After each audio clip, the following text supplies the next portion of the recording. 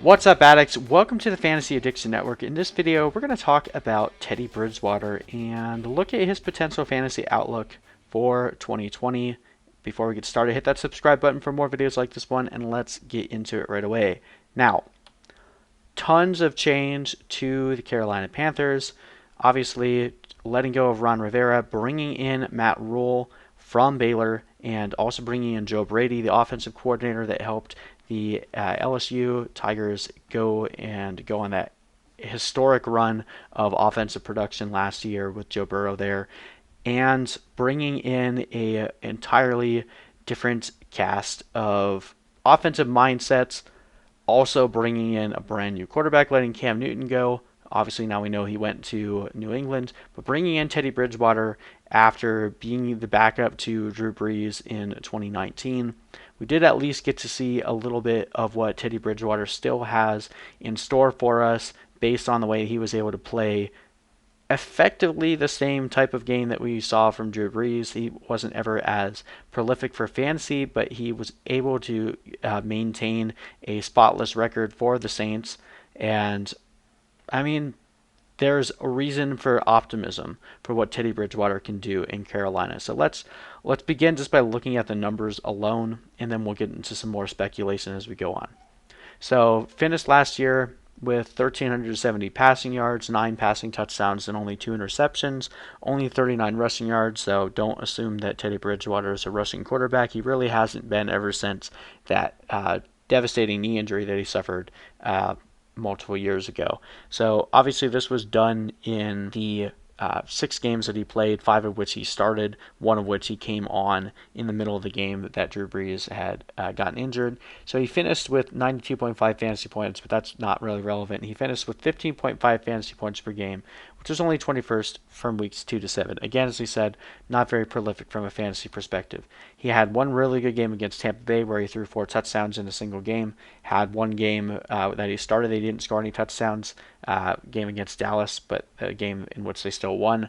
Kind of seemed to be the MO for teams that played Dallas around that time, beating you with a running game. But with the exception of that 28-point game, wasn't able to put up another fantasy quarterback 1 finish for you, so wasn't even someone that you were really considering streaming. However, he was able to at least sustain the assets of the offense. We still saw Alvin Kamara and Michael Thomas still continue to be elite performers, at least until Alvin Kamara got hurt. So he was able to continue to build on what Drew Brees had done. Now, that was also playing with the Saints, who had a really good defense, especially the first part of the year. The Saints defense was among the elite. Coming to Carolina, that is not the case by any stretch of the imagination. The amount of massive talent gap and just complete devoid of talent that the Panthers defense had by the end of last year didn't really get much better in the offseason. Yes, they spent a lot of draft capital on the defense, so we're basically hoping that the rookies can at least come in and provide some depth of talent to this defense, but we're still expecting the Panthers to be on the bottom half of defenses in the league, and playing in a high-flying NFC South division, they're going to have to put up a lot of points.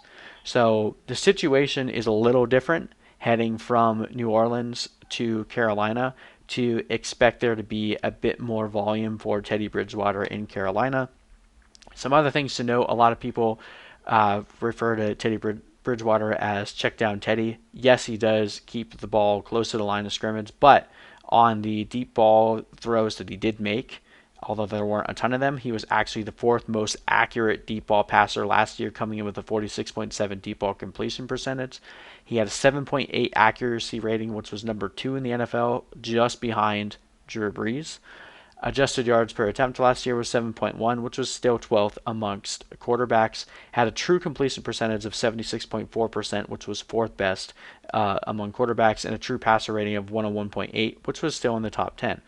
Only averaged 3.4 rush yards per game, so we can't sit here and imagine Teddy Bridgewater finishing as like a quarterback 1, because right now, with just the way that everything is structured in fantasy football, you really need a rushing floor if you want to maintain any type of week in and week out consistency amongst the quarterbacks. So that is definitely the main thing that is going against Teddy Bridgewater. So unless you're in a scoring system that doesn't give as much of a boost to rushing quarterbacks, you're going to have to lower your expectations of what Teddy Bridgewater can do because he's just not involved in the rushing game.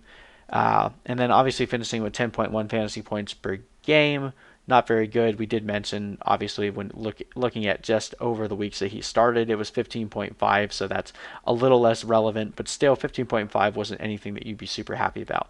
So where we have him projected right now is probably a little bit lower than I actually see him coming in. We're trying to temper our expectations and be a bit more conservative. We have him finishing with just under 4,000 passing yards, 23 passing touchdowns, and 9 interceptions, 106 rushing yards, and a rushing touchdown. That would put him at 242.5 fantasy points.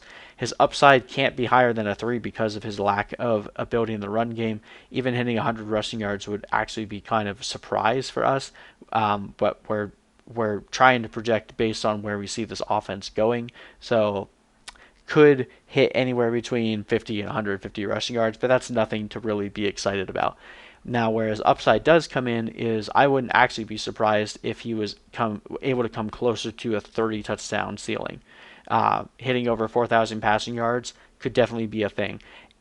If Carolina's defense is as bad as we think it's going to be, they're going to have to try to win games by outscoring their opponents, and that is going to require them to have to let Teddy Bridgewater go loose. Obviously, Christian McCaffrey is going to command the majority of the work in this offense, but a lot of that comes through the passing game, which means it's attached to Teddy Bridgewater. So there's plenty of room for upside with Teddy Bridgewater overall, and he comes in with an incredibly easy start to the season. So I love pairing Teddy Bridgewater with guys like Daniel Jones, who I think have more upside overall, but Daniel Jones has a very difficult start to his season, whereas Teddy Bridgewater's first 3 weeks are absolute cake. So you could start the season off with 3 really good Teddy Bridgewater games, then you can move over to Daniel Jones once his schedule becomes easy. So it makes a really nice 1-2 punch for you.